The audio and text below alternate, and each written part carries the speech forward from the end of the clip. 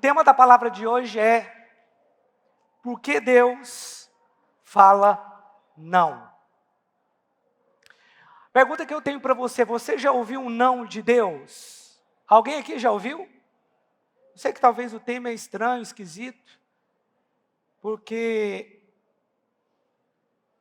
você pode pensar que Deus sempre fala sim, porque a Bíblia diz que em todas as promessas de Deus nós temos o sim e nele o amém. Verdade que em todas as promessas nós temos o sim de Deus. Mas Deus não pode abonar todos os nossos comportamentos, as nossas atitudes. Muitas vezes Deus ele vai falar não. E por quê Deus vai falar não? Deus ele pode impedir uma pessoa de se casar. Eu estou falando até de um relacionamento que talvez seja aparentemente de Deus, de duas pessoas de Deus. Deus ele pode impedir você de fechar um negócio grande. Pastor, qual a explicação disso? Não sei, mas Deus vai guardar você. Deus pode impedir você até de pregar o evangelho. Não me entenda mal, mas está na Bíblia. Claro, que quando Deus faz isso, existe um outro propósito por trás. Mas a palavra diz lá em Atos capítulo 16, no verso 6, que Paulo foi impedido de pregar o evangelho na Ásia Menor. Agora você imagina Deus impedindo uma pessoa de pregar o evangelho, mas ele mesmo disse ir de pregar o evangelho a toda criatura, mas agora Deus está resistindo Paulo. A Bíblia diz que o Espírito Santo resistiu a Paulo e não quis que ele fosse para a Ásia Menor pregar o evangelho. Como entender o não de Deus? Depois se você ler esse texto lá de Atos 16, você vai ver que havia um propósito. Deus queria salvar o povo da Macedônia. Paulo, naquela noite, teve um sonho, Deus mostrou uma pessoa para ele que pedia socorro. Ele desceu para a Macedônia, aquele lugar, região da Macedônia, se tornou um lugar onde tinha uma igreja extremamente forte, muito forte mesmo. Mas lá na Ásia Menor, o evangelho já estava sendo pregado ali. E quando você lê Apocalipse, as 7 igrejas do Apocalipse estavam na Ásia Menor, que hoje é a atual Turquia. Mas Deus impediu por um tempo. Nós precisamos entender que Deus fala não. E a pergunta é: qual a nossa reação quando Deus fala não? Por que Deus fala não?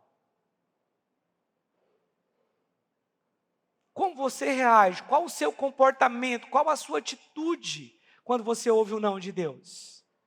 Essas são as perguntas que nós temos que fazer. Qual reação nós temos quando Deus fala não? Porque às vezes Deus falou não, mas você está atribuindo esse não ao diabo. Mas é Deus. Às vezes o diabo nos resiste, mas às vezes é Deus. Quando o diabo nos resiste, nós oramos, as portas se abrem. Mas quando é Deus, meu irmão, quando é Deus, não vai adiantar muito você orar, não.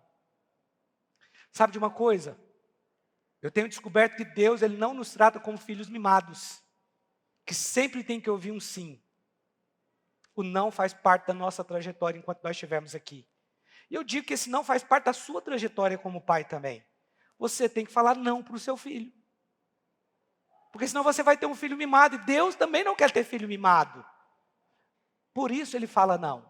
Por isso, em algum momento, ele vai nos contrariar. Agora, o não de Deus, ele tem muitos significados. Esse é que é o ponto. Mas as pessoas não entendem.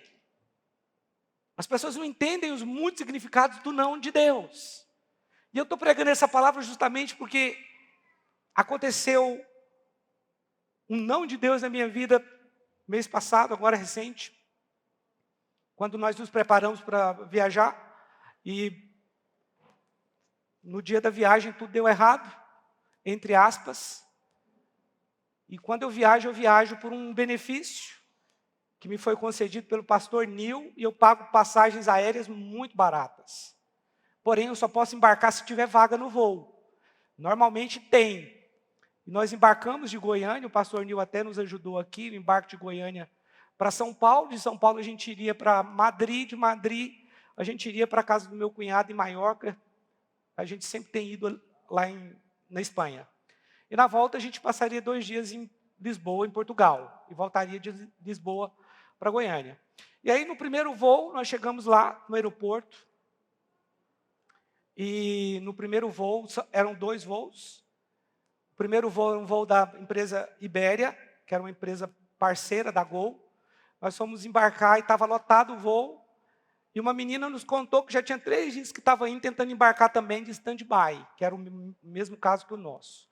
Esse dia tinha uns 40 stand-by, eram muitas pessoas para embarcar, além daqueles que tinham comprado a passagem de maneira convencional.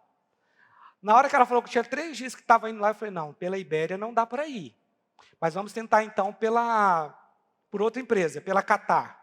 Só que a Qatar tinha que ir lá para o Qatar, era 14 horas de voo, depois voltar mais 6 horas de voo para a Espanha. Eu ia ter que esperar no aeroporto lá no Qatar mais 7 horas. Mas, ok, você está ali para viajar, você quer viajar. Quando chega lá, estou na fila da Qatar. Chegou, o cara perguntou qual que é o destino final. Nós falamos, Madrid. Ele falou, olha, vou te mostrar aqui o sistema nosso aqui. Não está podendo embarcar com destino final para Madrid. Nós temos vaga até Doha, mas de Doha para Madrid nós não temos vaga. E quando você viaja de stand-by, você já sai daqui pensando o seguinte, se não der certo para um lugar, você vai para o outro. É assim que é a viagem de stand-by, você não pode programar muito não.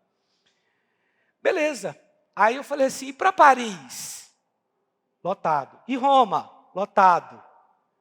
Virei para a Poliana e falei assim, Europa não dá mais não. Não dá. E a gente tinha prazo para voltar, a Poliana tinha uma audiência dia 6 aqui. Então não era simplesmente assim, viajar e o dia que der a gente volta. Mas ok, não tinha vaga. E aí nós ficamos naquele momento ali sem saber o que fazer, e agora? Planejamos a nossa viagem, oramos pela nossa viagem, mas não deu certo. Eu não vou terminar esse testemunho meu agora, eu vou deixar para terminar no final. Mas eu quero trazer você para a palavra de Deus aqui, mostrar alguns nãos que Deus falou para o homem segundo o coração de Deus, que era Davi. E eu não vou abrir para ler, porque nós vamos ler muitos textos, e eu quero apenas falar dessa história aqui de Davi. A palavra diz que no tempo que os reis iam para a guerra, Davi estava em casa dormindo. E ele acordou à tarde, e ele viu uma mulher, Batseba, e ele achou Batseba, uma mulher bonita, mandou trazer ela para o palácio, descobriu que ela era esposa de um soldado que estava na guerra. Esse soldado estava numa guerra, numa outra nação. Ele estava lutando contra os amonitas, enquanto Davi estava em casa no palácio dormindo. A Bíblia diz que ele teve relação com aquela mulher, a mulher engravidou. Ele mandou trazer de volta Urias, para que Urias dormisse com a mulher e encobrisse o pecado dele. Urias não quis descer para sua casa. Davi perguntou, mas por que você não quer descer? Você estava na guerra, vai deitar com a sua mulher. Ele falou, não, eu não quero, porque a arca de Deus está numa barraca. E os soldados e o meu líder Joabe está ao relento. Como que eu vou para minha casa deitar com a minha mulher? É muito difícil quando um discípulo é mais nobre do que o seu líder. Davi, então, embebedou ele, mandou ele para casa, mas ele não foi. Ele dormiu na porta do palácio do rei, junto com os empregados do rei. Davi, então, manda uma carta, pega uma carta e manda para Joabe, através daquele soldado, de Urias. E ele pega aquela carta, que era o decreto de morte dele, e leva para entregar na mão de Joabe. Ele entrega na mão de Joabe. E na carta estava escrito que era para colocar ele na linha de frente da batalha, no lugar em que ele iria morrer. E era para retirar a retaguarda dele. Nós estivemos nesse lugar onde aconteceu isso, lá na Jordânia. Na Citadel, na Jordânia, no lugar alto. É onde ficavam os flecheiros. E aí então, Joabe coloca ele na linha de frente e tira a retaguarda dele e ele morre. E aí então, o tempo passa, o filho de Davi nasce. O profeta Natã vem falar com Davi, repreende Davi. Davi se arrepende, o profeta fala para ele, olha, o seu pecado foi perdoado. Mas aquele não na vida de Davi era o não, porque Davi começa a orar pelo filho. O filho nasceu, o profeta falou, ele vai morrer. O filho nasceu e Davi então jejuou, orou para que Deus não deixasse morrer aquela criança. Mas Deus disse não para Davi. Houve uma consequência. O filho morreu 7 dias depois. Deus falou não. Deus repreendeu Davi. Então não pode significar reprovação. Deus reprovou o que Davi fez e a consequência foi a morte do filho de Davi. Ele jejuou, ele orou, mas Deus não poupou o filho de Davi, ainda que Davi tenha sido perdoado. Ainda que Davi tenha sido aceito, o que ele fez foi gravíssimo. Um adultério seguido de homicídio, de assassinato. Deus disse não. E quase todas as vezes que o não é uma reprovação, isso pode acontecer com qualquer um de nós. Está ligado com comportamentos nossos fora da palavra de Deus. Deus pode nos reprovar, pastor? Nesse aspecto pode, claro. Porque Davi aqui orou para que Deus deixasse vivo o filho, mas morreu. O filho de Davi morreu. Então o não de Deus pode significar reprovação, sim. De comportamentos fora da palavra, de comportamentos pecaminosos, de comportamentos inadequados. Podemos ser reprovados por Deus? Sim, mas Ele nunca vai deixar de nos amar. Nunca. Quem pode dizer amém? Ele te ama incondicionalmente. Mas esse não na vida de Davi significava reprovação. Deus reprovou o que ele fez. Estava errado. Nós sabemos disso. Mas existe um segundo não na vida de Davi. 1 Crônicas, capítulo 13. Abra sua Bíblia em 1 Crônicas, capítulo 13. Versículo 1. 1 Crônicas, capítulo 13, versículo 1. Diz assim, consultou Davi os capitães de 1000 e os de 100, e todos os príncipes, e disse a toda a congregação de Israel, se bem vos parece, e se vem isso do Senhor nosso Deus, enviemos depressa mensageiros a todos os nossos outros irmãos, e todas as terras de Israel, e aos sacerdotes e aos levitas com eles, nas cidades e nos seus arredores, para que se reúnam conosco. Tornemos a trazer para nós a arca do nosso Deus, porque nos dias de Saul não nos valemos dela. Então toda a congregação concordou em que assim se fizesse, porque isso pareceu justo aos olhos de todo o povo. Reuniu, pois, Davi a todo Israel, desde Sior do Egito até a entrada de Ramate, para trazer a arca de Deus de Quiriate Jearim.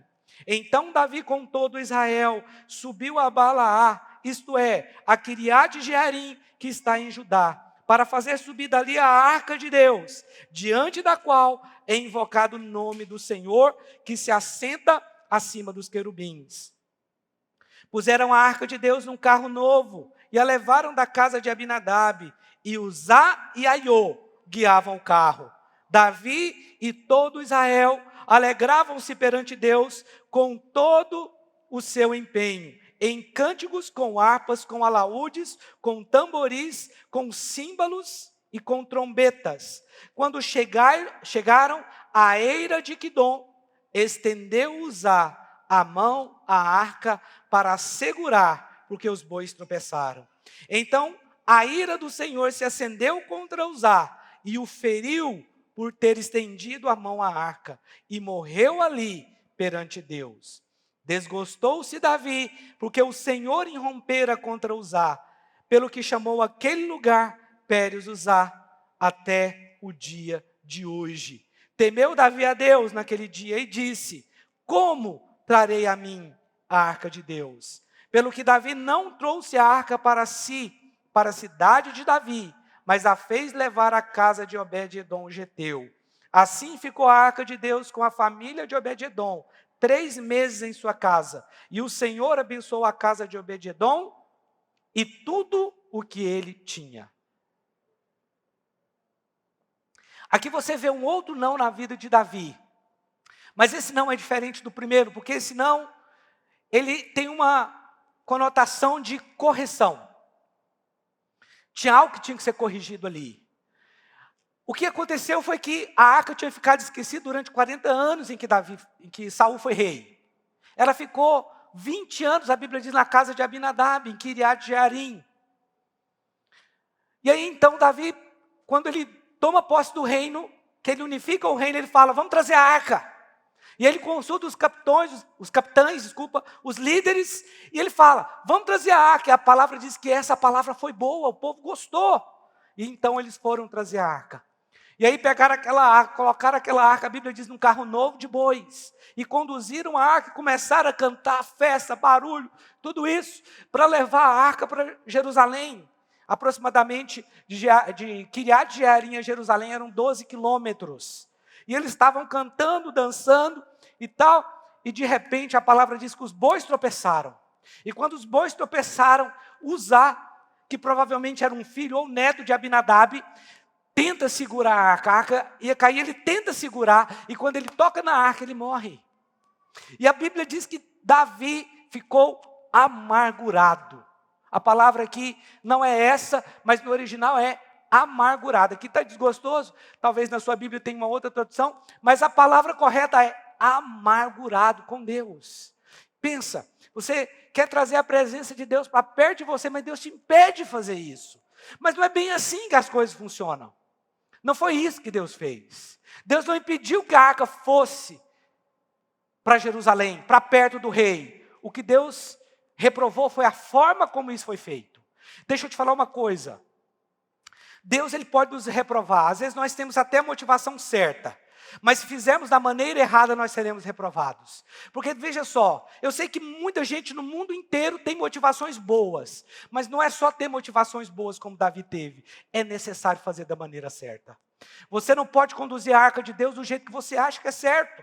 A obra de Deus não pode ser feita do meu jeito. A obra de Deus não pode ser feita do seu jeito. A obra de Deus não pode ser feita de uma maneira nova, colocada num carro de bois. Não, nós precisamos saber qual é a maneira de Deus. Qual é a maneira de Deus de ter um ministério, de ganhar almas, de liderar uma célula, de desenvolver o meu chamado. Existe uma maneira de Deus. E a maneira de Deus, eu te digo, é muito melhor.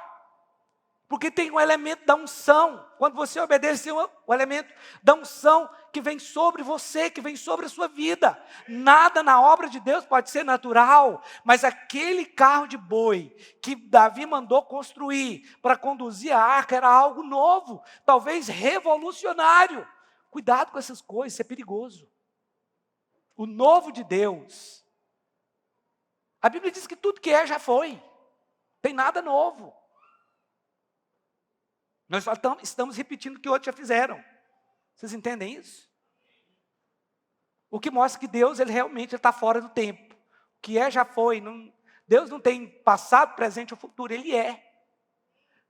Mas então, nós temos que tomar cuidado com essas coisas novas. Ao invés de Davi observar o que estava escrito na Bíblia, sobre como conduzir a arca, ele simplesmente imitou os filisteus. Quando 40 anos antes a arca tinha sido capturada por eles. E aí então eles começaram a ter problema por causa daquela arca. E eles falaram, vamos mandar essa arca de volta para Israel. Vamos pôr aqui no carro de bois. Se esse boi foi embora sozinho é porque Deus está aceitando a nossa oferta. E pegaram a arca, colocaram no carro de bois e Deus aceitou. Mas eles eram filisteus, eles eram ímpios. Eles não conheciam a Deus. Eles não sabiam que a lei dizia que somente os levitas podiam carregar a arca. Irmãos, a obra de Deus ela tem um peso. E não adianta você colocar num carro de boi. Pastor, é pesado demais? Não. Quando você olha para o texto, capítulo 15, e 2 Samuel 6, você vê que quando os levitas começam a carregar a arca, a Bíblia diz que Deus ajudava os levitas. Então a obra de Deus, ela pode até parecer pesada, mas Deus vai te ajudar. E, claro, existe esforço sim. Pastor, não tem esforço não? Tem, ser líder exige esforço. Preparar uma aula para dar aqui para as crianças exige esforço. Preparar uma aula para o cursão para o CTL exige esforço. Preparar uma palavra aqui. Preparar uma música. Tudo isso exige esforço. Mas se você tiver com o Senhor, se você tiver na unção de Deus, Ele vai te ajudar. Se você estiver fazendo da maneira correta, Ele vai te ajudar. O problema é quando nós queremos que os bois façam aquilo que nós temos que fazer. Façam aquilo que nós temos que fazer. Aí que está o problema. Porque aí você vai fazer da maneira errada. E Deus parou Davi. Porque a Bíblia diz que quando o carro de boi chegou na eira de Quidom, os bois tropeçaram. E aí a palavra usar, ela significa força. Ele toca na arca para não deixar a arca cair e morre. Pastor, mas você não acha que Deus foi severo demais? Cuidado. O erro foi de Davi. Mas Uzá também estava errado, porque como que Uzá não disse para Davi? Porque se ele estava conduzindo, ele também era um levita. Ele tinha que saber as obrigações dele, mas não sabia. Ele tinha que ter falado, rei, essa arca não pode ser conduzida num carro de bois, rei. Essa arca aqui só pode ser levada pelos levitas, porque eles são consagrados e separados por Deus para isso, para este ministério. Nós não podemos carregar essa arca aí. Davi queria a forma mais rápida. Sabe, Davi fez tanto barulho na hora que estava conduzindo aquela arca, e deixa eu te falar, a adoração é diferente de barulho. Barulho é fácil de fazer, qualquer um faz. Mas nem todo lugar que tem barulho tem unção. Às vezes tem barulho e tem unção, mas às vezes não tem. Tem barulho, mas não tem unção. E eles fizeram barulho, e tocaram harpas, e fizeram um monte de coisa. Mas o que deveria ter sido feito, não fizeram. Observar a palavra de Deus. O que ela dizia.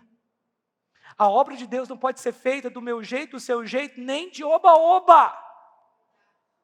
Não é oba-oba. Existe uma realidade espiritual que nós precisamos ter. Pode ter música, pode gritar, pode pular, mas tem que ter unção, porque senão não vale nada para Deus. É vazio. Usar significa força, o que mostra que também a obra de Deus não pode ser feita na força. Ela tem que ser feita do jeito de Deus, na graça de Deus. Ela pode se tornar pesada, a obra, se ela for feita na força. Mas se for feito debaixo da graça, ainda que você seja um levita e tenha que carregar a arca, você vai fazer. E vai ser de Deus e você vai se alegrar. Quantos podem dizer amém bem forte? Amém. A obra de Deus, ela não pode ser feita, meu irmão, na emoção. Eu percebo que as pessoas, elas são muito emocionais.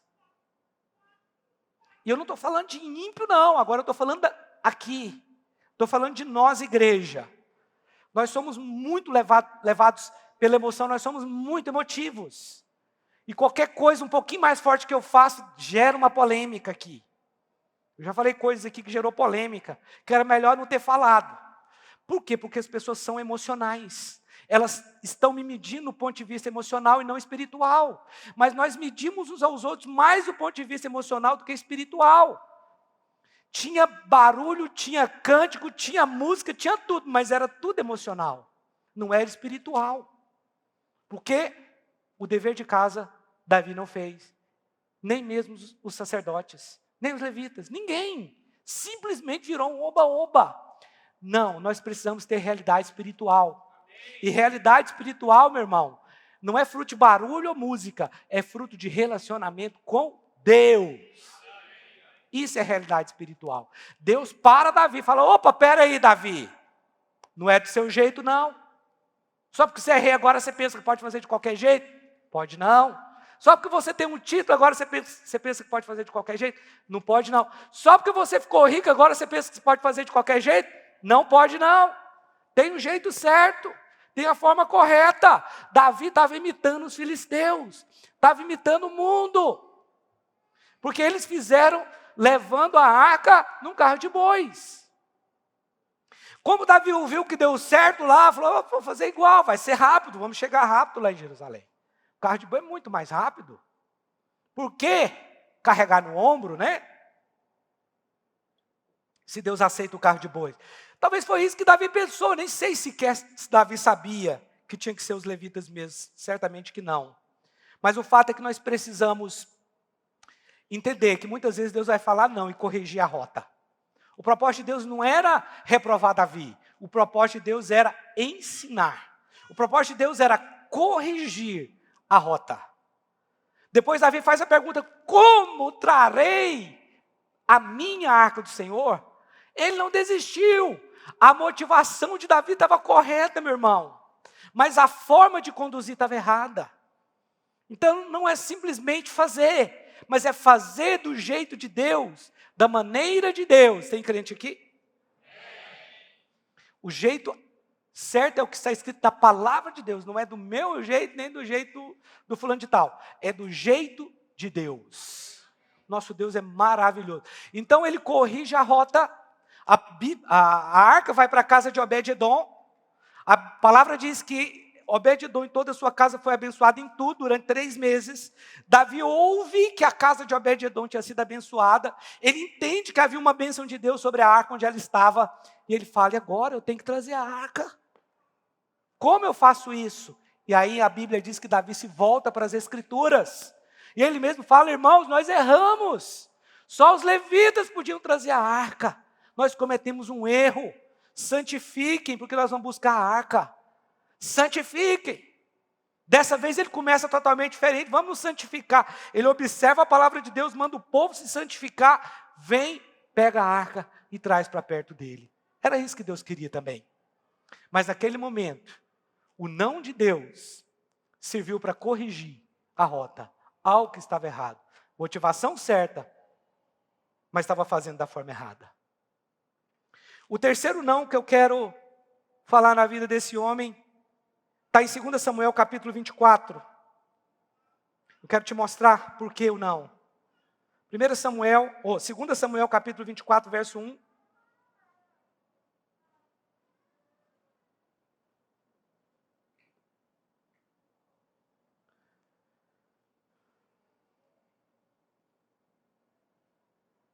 Diz assim, tornou a ira do Senhor a acender-se contra os israelitas, e ele incitou a Davi contra eles, dizendo, vai, levanta o censo de Israel e de Judá.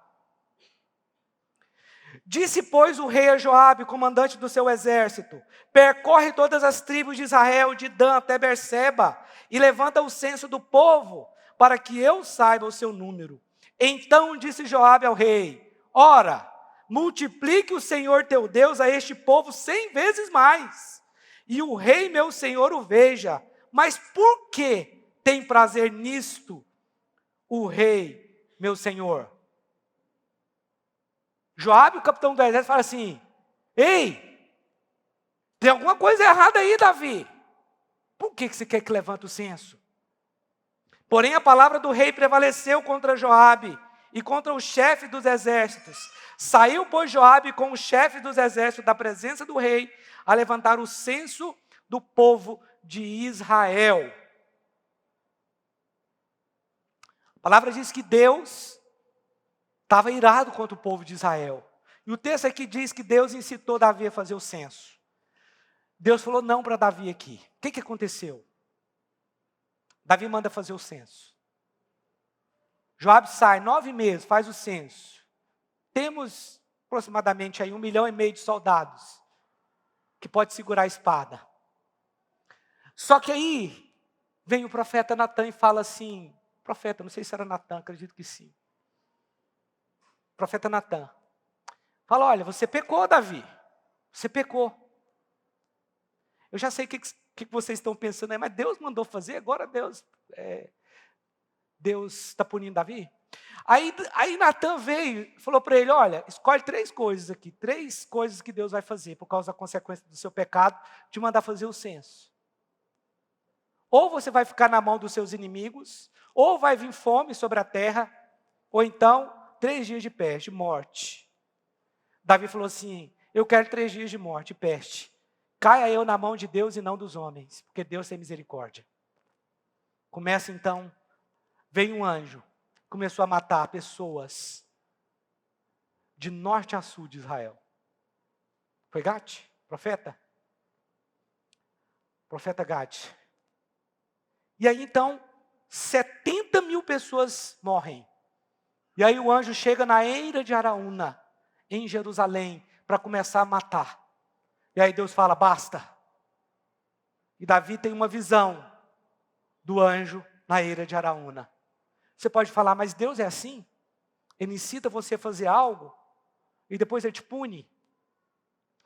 Todo escritor hebreu, ele não faz diferenciação entre a causa primária e secundária.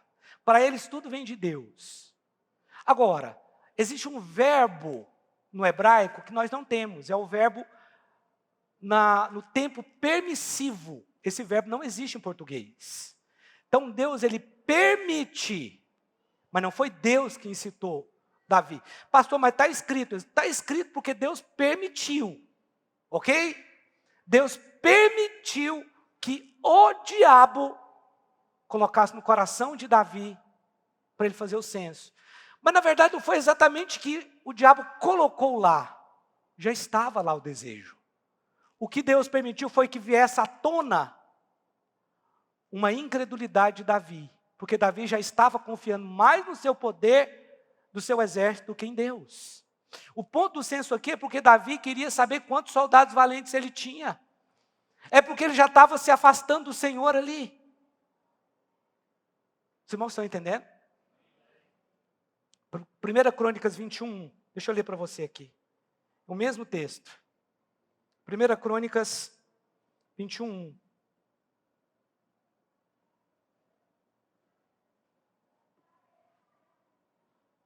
Olha o que está escrito aqui. Então, Satanás se levantou contra Israel e incitou a Davi a levantar o censo de Israel. Perceba que um escritor falou que foi Deus, porque o Deus é a causa primária. Deus permitiu. Mas aqui o escritor já está falando que foi o diabo. Sabe o que a Bíblia diz em Tiago, capítulo 1, verso 13? Que Deus não tenta ninguém, porque Deus não pode ser tentado pelo mal, e Ele a ninguém tenta. Não foi Deus, mas Deus permitiu que o coração de Davi fosse revelado, quando ele fosse tentado pelo diabo. Deus só queria trazer à luz o pecado que estava oculto dentro dele. Porque Deus queria trazer de volta Davi para a fé, para que Davi acreditasse em Deus, e não no exército poderoso que ele tinha. Aquele era um rei acostumado a vencer muitas batalhas, com um exército muito vitorioso. De repente, então, Davi começa a olhar para o exército como a solução para os seus problemas. Ele começa a confiar que aquele exército é quem vai protegê-lo do ataque dos inimigos. Mas ele foi repreendido pelo próprio capitão do exército dele. Falou, que loucura é essa, rei? Deus colocou Joabe ali para parar Davi.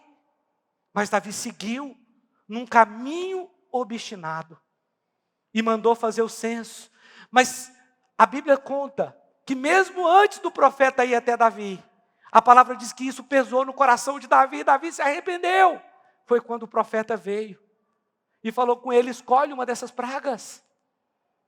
Quando ele estava, o anjo ali na eira de Araúna, Deus mandou que ele parasse. Davi então olha, se você for em Israel um dia, você vai perceber que de onde Davi morava, no palácio de Davi, dava para ver a eira de Araúna. O lugar que era uma plataforma, um monte, né? O Monte Moriá, tem uma plataforma ali, dá para ver o monte. E aí Davi olha e Davi vê o anjo da morte parado lá com uma espada. E aí o profeta volta para Davi e fala, vai lá e faz um altar lá. Vai lá e levanta um altar lá na eira de Araúna. Davi chega na eira de Araúna, quando Araúna vê Davi, e Davi fala, olha, eu vim fazer um sacrifício aqui. Ele falou, tá aí, todos os bois, pode ficar, tudo seu. Davi falou, não, eu quero comprar. Eu não quero oferecer para Deus algo que não me custe caro. Araúna deu para ele. Araúna era um jebuseu. Ele era um morador de Jebus. Jebus era Jerusalém. Só que Davi entra, conquista Jebus, ela se torna Jerusalém. Mas ainda existiam jebuseus ali. Ele era um jebuseu, porém, ele servia ao rei. E aí Davi fala, não, eu quero comprar. Eu quero comprar, pode colocar preço, que eu quero comprar os bois para o sacrifício. E eu quero comprar também esse lugar. Eu quero comprar esse monte. E Davi então levanta um altar. Às vezes nós somos reprovados por Deus para levantar altares. Às vezes nós ouvimos o não de Deus para levantar altares. Que é momento de levantar. Porque às vezes nós não estamos mais confiando em Deus. nós estamos confiando na nossa conta bancária. Ou nós estamos confiando em uma outra coisa. Não, nós precisamos confiar em Deus e precisamos levantar altares constantemente. Aí ele chega ali, ele levanta um altar naquele lugar, na eira de Araúna, no mesmo lugar que séculos antes Abraão tinha levado seu filho Isaque para ser sacrificado. O mesmo lugar onde Davi constrói, autoriza o seu filho Salomão a construir um templo para Deus, como eu li aqui na oferta agora há pouco. Aquele lugar que seria o lugar de maior vergonha se transformou em maior honra. Que era o lugar que era para começar a matança dos moradores de Jerusalém. Mas foi um lugar que Deus mandou parar na eira de Araúna. Naquele lugar foi construído o templo. E foi o lugar onde Deus foi adorado. Davi fez um altar ali. Aquele altar no futuro se transformou no próprio templo, onde o povo adorava a Deus e onde Deus habitava. Muitas vezes o não de Deus, ele vem para revelar as nossas motivações erradas. Davi estava com a motivação errada, confiando no seu próprio exército, ao invés de confiar em Deus. Meus irmãos, não confiem em nada, confiem em Deus. Confie em Deus. Não confie nas suas posses. Não confie no seu dinheiro. Olha, nós precisamos olhar para Deus o tempo inteiro. Davi confiou num exército poderoso que ganhava todas as batalhas. Mas ele não entendeu quem estava por trás, qual era o general que estava por trás daquele exército. Ele não entendeu que quem estava ali era Deus. Joabe tentou parar Davi. Joabe tentou abrir os olhos de Davi. Foi Deus que mandou Joabe lá. Mas ele não quis ouvir. Ele estava obstinado. E às vezes a obstinação pode nos cegar, meu irmão. Cuidado com a obstinação. Isso é perigoso. Ela pode cegar as pessoas. Ela pode trazer uma cegueira espiritual muito grande. Então o não de Deus pode ser para revelar nossas motivações erradas. Quando nós falamos não, quando Deus fala não, as pessoas podem se revelar. Há momentos que você vai receber o não de Deus. Levante altar. É claro que eu não estou falando que isso aqui é literal e físico. Quando eu falo de levantar altar, eu estou falando de você levantar altar de adoração. Você entrar para o seu quarto e orar. É você adorar o Senhor ali. É você buscar o Senhor de todo o coração. Isso é levantar altar. Nós podemos fazer isso. E o quarto, o não de Deus pode ser para a nossa proteção e livramento. 1 Samuel capítulo 29, versículo 1. 1 Samuel 29, 1.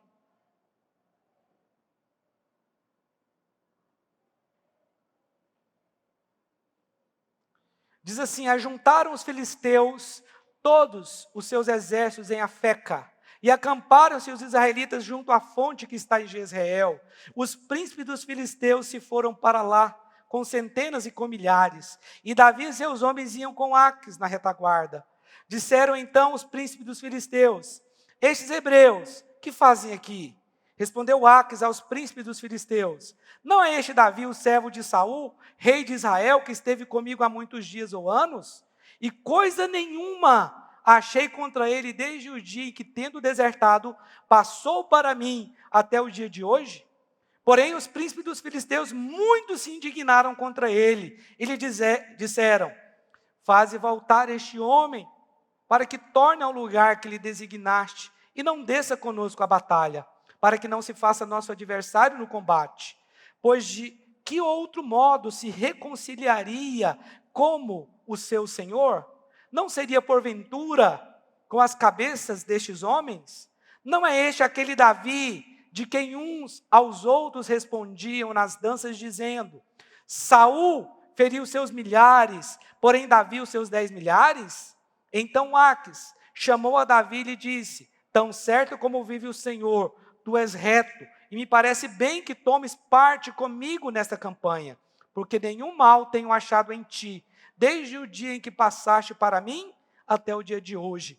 Porém, aos príncipes não agradas.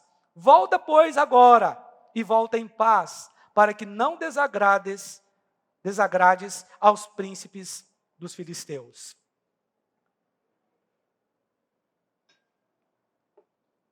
O não de Deus, ele pode significar livramento para nós.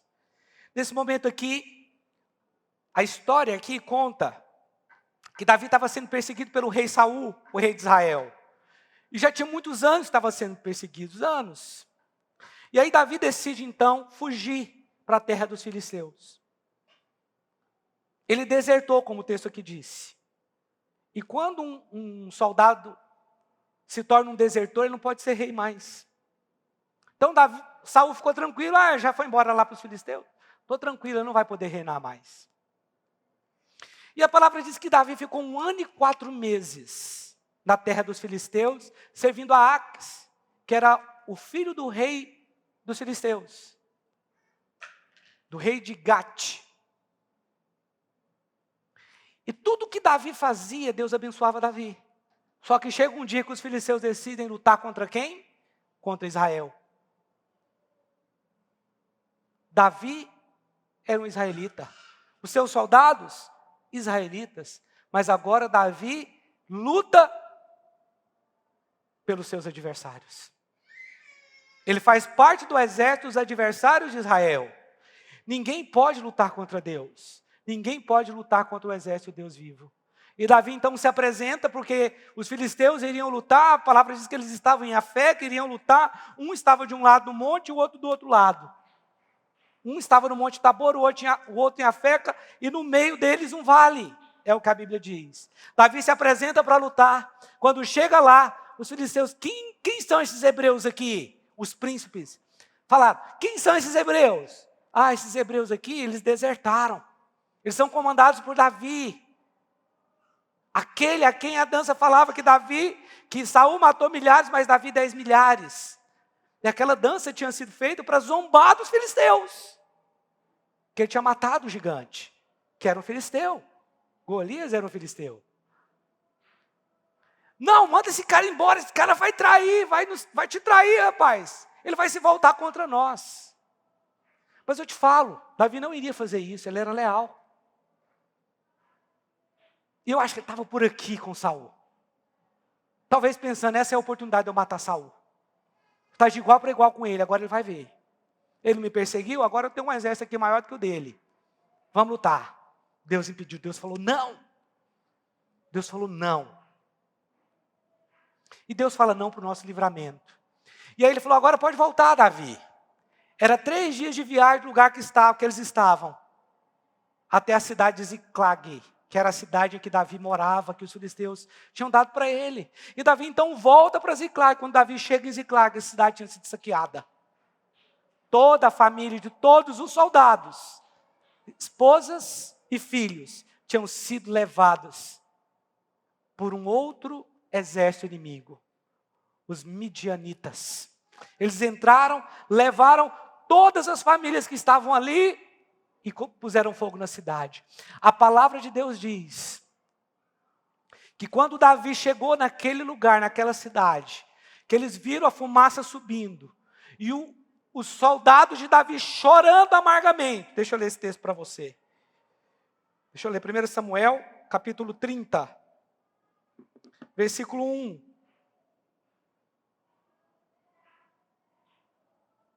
1 Samuel, capítulo 30, verso 1.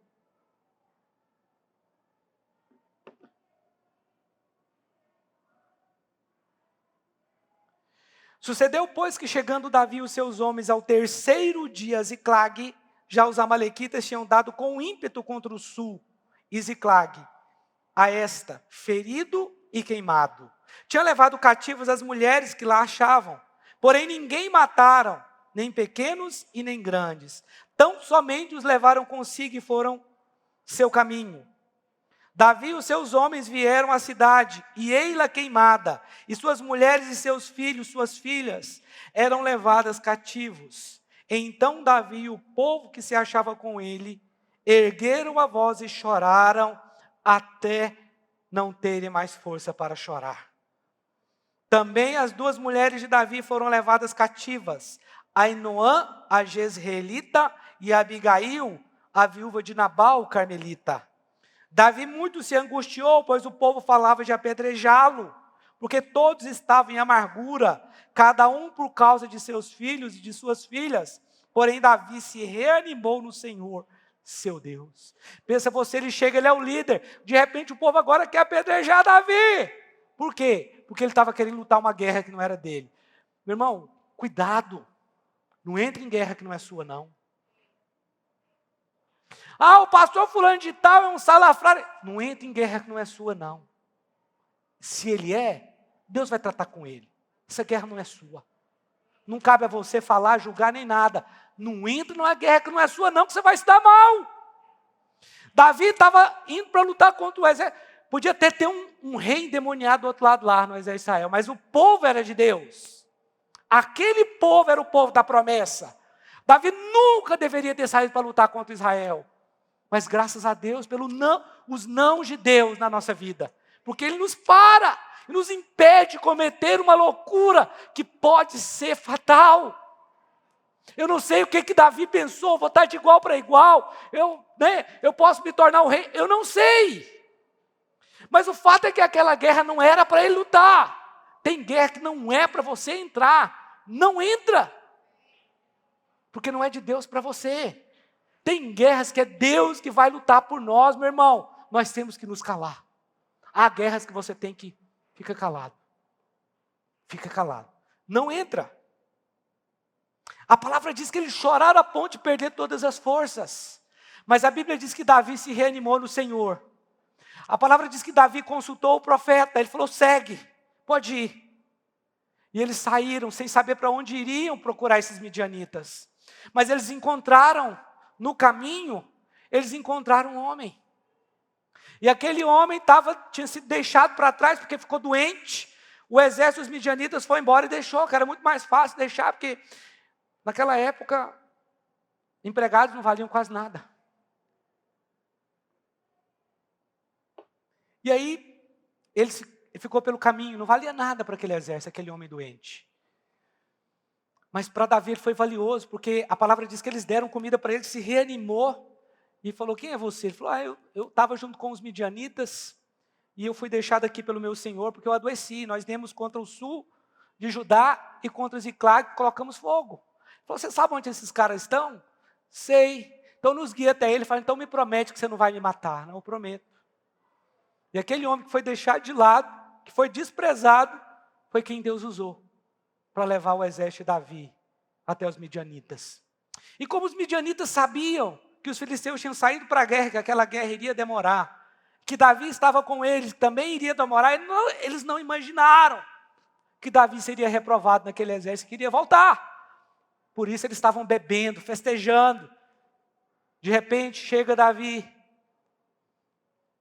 Eles eram 600 homens.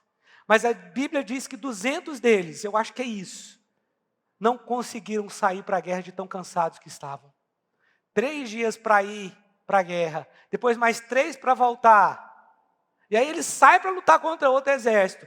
200 ficam no riacho. E eles estavam ali guardando as malas. Mas os outros vão e perseguem os midianitas, alcançam os midianitas, matam os midianitas, saqueiam os midianitas e voltam com as suas famílias e com muito mais riqueza do que o que eles tinham. Porque os midianitas já tinham saqueado o sul de Judá também. Eles voltam com mais gado, com mais riqueza, com mais tudo. Quando chega ali, alguns soldados começam a dizer, nós não vamos repartir os despojos com quem ficou lá no riacho guardando as bagagens. Davi falou, não, todo mundo vai receber partes iguais. Todo mundo vai ter partes iguais aqui. Você é líder, você tem um galardão. Você é anfitrião, o mesmo galardão. Você é líder em treinamento, mesmo galardão. Pastor, sou membro, pega carona.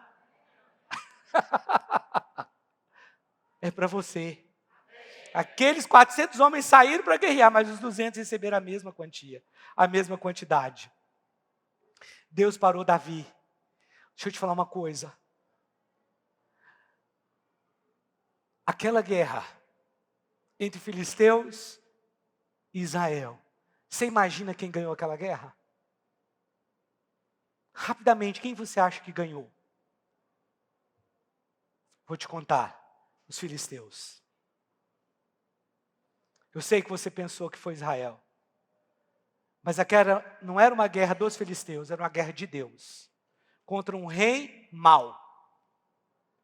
Naquele dia, Saul morreu. Mas não foi Davi que manchou suas mãos de sangue. Não foi Davi que tocou no ungido do Senhor, porque Davi já tinha tido 2 oportunidades de fazer. E não fez. Foi naquela batalha que o rei de Israel morreu e os seus filhos. Foi ali, 3 dias depois, que chega um homem contando: Saul morreu, eu trouxe a coroa. A coroa caiu da cabeça dele, eu trouxe para colocar na sua cabeça. 3 dias depois, Davi era rei sobre Judá. Aquela não era uma batalha de Davi. Irmãos, nós precisamos saber ouvir o não de Deus. E agora eu quero terminar a minha história que eu comecei na introdução. Nós não podemos embarcar pela Ibéria, não podemos embarcar pela Catar. E aí, nós temos que procurar um lugar para ir, vamos procurar um lugar. Como as passagens para nós é muito barata para fora, vamos olhar Estados Unidos. Olhamos, nós nunca fomos nos Estados Unidos.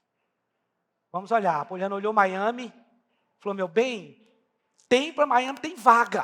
Vamos para Miami. Eu falei: vamos. E Miami as passagens eram R$2.000 mais barata do que para a Europa. Vamos para os Estados Unidos. Vamos. Compramos as passagens. Vamos para os Estados Unidos, e virou aquela correria dentro do aeroporto. Eu liguei para o Jonathan, me fala aí o que eu tenho que fazer, o que eu tenho que alugar e tal. E virou aquela correria. O Jonathan queria ir também, falou: pastor, eu quero ir também, vou também. Beleza, e virou aquela correria ali. Mas eu confesso para os irmãos que quando a Ibéria falou não e depois a Catar, eu fiquei tranquilo, eu fiquei em paz. Fiquei em paz mesmo, não reclamei, porque eu orei pela minha viagem. Eu sempre oro pelas minhas viagens de férias. Mas eu confesso para os irmãos que eu nunca vivi tão rapidamente. Tive que viver na prática o que eu tinha pregado. 2 dias antes eu tinha pregado aqui sobre o descanso de Deus. E eu falei que o descanso não era viajar de férias. Irmãos, às vezes Deus nos prova. E eu fiquei tranquilo, diante da palavra que eu tinha pregado aqui, eu estava tranquilo. E aí, como a gente estava em São Paulo, o voo para Miami é de Brasília. Só que aí você compra o voo de São Paulo, já emite o bilhete direto para Miami. E aí, quando emitiu, a gente comprou para Miami, beleza. E aí a gente ia vir para São Paulo, isso era 9h30, na terça-feira, 9h30 da noite o voo. A gente chegava em torno de 11 horas da noite. Tinha que dormir no hotel para no outro dia embarcar para Miami, mas era só uma escala. Beleza. Embarcamos as malas, o cara falou: olha, agora a mala não precisa preocupar em pegar em Brasília não, você vai pegar só em Miami. Falei: beleza, tranquilo. Aí a gente entra no avião, para embarcar. Eu não tive paz. No meu coração, eu não tive paz. Falei: o que está acontecendo, meu Deus? Todo mundo quer ir para os Estados Unidos, eu não quero. O que está acontecendo comigo? Os euros estão tudo aqui, é só trocar por dólar. O que me impede? Tem vaga, tinha 28 vagas. Visto, tenho visto. Deram uma oportunidade. A Europa, portas fechadas. Dentro do avião, eu falo: meu bem, será que tem jeito de a gente pegar nossas malas lá em Brasília? Ela falou: por quê? Você quer desistir? Eu falei: estou querendo. Ela: meu bem, eu também. Eu falei: não, então é de Deus. Então, se a gente conseguir pegar a mala, então, nós vamos. Não. No voo. Chegamos em Brasília, corremos no guichê da Gol. Que era Gol mesmo. Olha, nós desistimos de viajar para os Estados Unidos. O quê? A gente ia viajar e agora a gente desistiu. Tem como pegar a mala? Tem, nós vamos dar um jeito aqui. Pegaram a mala, a gente ficou esperando lá mais ou menos 40 minutos para separar nossa mala, né, para trazer nossa mala.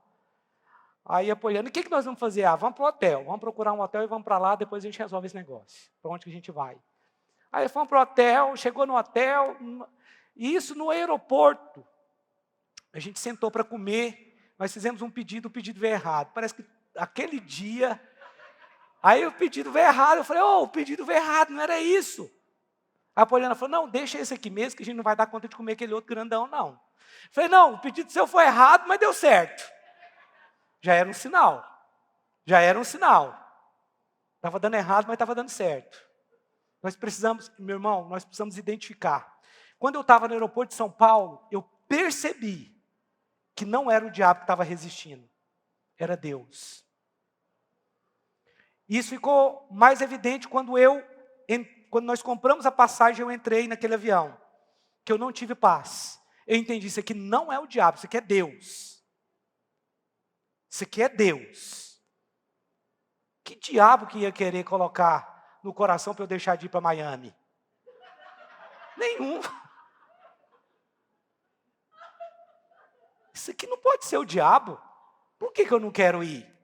Ok, chegamos no hotel, já era 2 horas da manhã. E aí? Vamos dormir, amanhã a gente decide. Quem viaja stand-by, tanto faz você comprar passagem um dia antes ou 1 hora antes do voo subir. É o mesmo preço, é a mesma coisa. Porque se não tiver vaga, você não vai. Se tiver, você vai. Então, para eles, tanto faz. Ok, levantamos de manhã. E o Jonathan, Rubinho, pelo amor de Deus, viaja para o Nordeste. Vai para você gosta do Nordeste. Você não perde suas férias, não. Eu falei, não, tá bom. Aí nós estamos no café da manhã, olhando, e aí? Falei, vamos voltar para casa. Aí ela, é de Deus, vamos voltar. Beleza. Feliz, alegre, mas, irmãos, diante de Deus que eu estou falando aqui, feliz. Tranquilo. Sabe o que é você ter paz em todas as decisões? Subir para o quarto. O Nil me liga. Rubinho, já sei por que você não embarcou. Falei, o que foi? O benefício vai ser suspenso. Falei, meu Deus do céu. Eu ia embarcar, ia chegar lá, eu ia ter que gastar aproximadamente 20 mil reais para voltar. Eu ia lembrar dessa viagem 2 anos, irmão. Sabe o que é fazer jejum lá em Miami? Você olhar para o seu zero, que não era muito, que você trocou por dólar, e falar assim, ele vai ter que voltar intacto para ajudar a pagar essa viagem. Eu ia ser um morador de rua lá em Miami por 7 dias. Porque se eu recebo essa notícia lá em Miami, já acabou as férias. Você lembra que eu falei que tem férias que não é férias? No domingo, antes de eu viajar aqui, eu falei isso. Porque você gasta tudo que você não tinha e depois você fica lembrando da viagem, das férias. Isso não é descanso. Mas uma coisa eu posso afirmar para você aqui. Deus me deu um renovo, como se eu tivesse tirado férias. Foi assim, aquilo que eu preguei foi o que aconteceu comigo. Parece que aquele cansaço saiu. Parece que eu tinha viajado, a sensação, conversar com a Poliana, ela tinha a mesma sensação. Falei, meu bem, parece que a sensação que eu viajei, minha mente está descansada, meu corpo está descansado. E nós só fomos até São Paulo, ficamos lá o dia inteiro naquele aeroporto, comendo asinha de frango. Foi asinha de frango, a gente tinha pedido 12, veio 6. Mas eu já tinha almoçado. O dia inteiro naquele aeroporto lá. Fomos alugar hotel, 6 hotéis em Brasília lotados. Falei, meu Deus, o que está acontecendo? A Poliana começou a desesperar. Falei, não, calma, tranquilo, Deus está no controle de tudo. Benefício suspenso. Nós não podemos ser obstinados, irmãos. O não de Deus nos protege. O não de Deus é para proteger você. Então, nós só precisamos saber discernir a voz de Deus e do diabo, quando Deus fala. E nós sentimos ali, peraí, isso aqui é Deus, não é para viajar. Pastor, e aí? Meu irmão, sobre as suas férias, estou planejando férias do ano que vem. Mas, tranquilo, em Deus, descansado em Cristo. Descansado em Cristo mesmo, em Deus.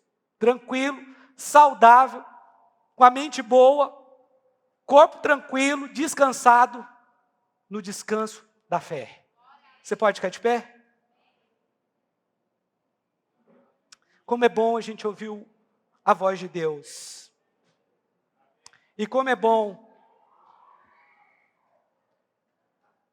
quando Deus fala não para nos proteger. Você sabe que o que mais me renovou, que me fortaleceu, foi saber o quanto Deus me ama. Foi saber que em mim, que Deus agiu dentro de mim para tomar as decisões certas, que o Espírito Santo me dirigiu. E que Deus me parou para o meu bem. Mas Deus não poderia ter mudado todas as circunstâncias para você viajar. Como eu te disse, Deus ele não nos trata como filhos mimados. Nós também precisamos saber ouvir o não de Deus. Quantas coisas boas Deus não fez na minha vida.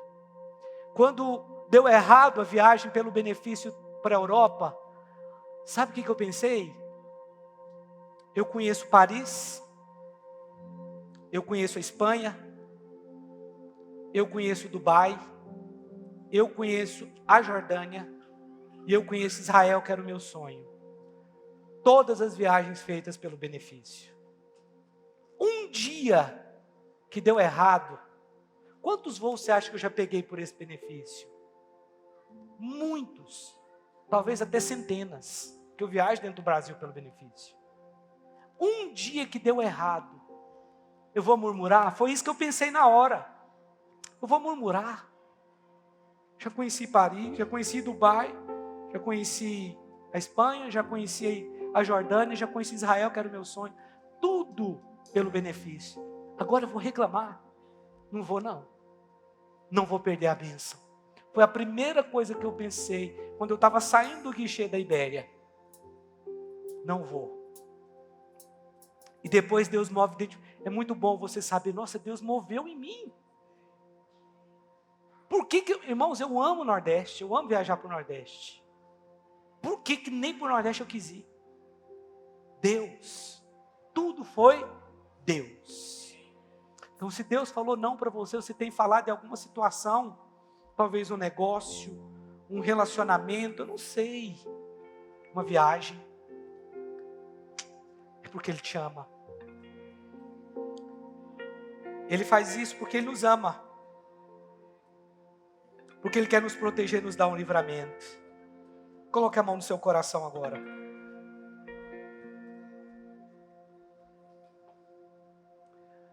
Obrigado, Jesus. Porque o teu não é como um sim para nós.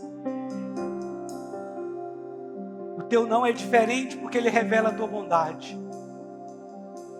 Ainda que momentaneamente não consigamos entender, mas nós nem precisamos entender tudo, Senhor, porque nós sabemos que o Senhor quer o melhor para nós. O não do Senhor é importante para nós. O não do Senhor é importante para nós também, porque Ele revela a proteção do Senhor, o cuidado, o livramento. Meu Deus, eu fiz planos de viajar, eu orei, mas a resposta veio do Senhor, e ela foi boa.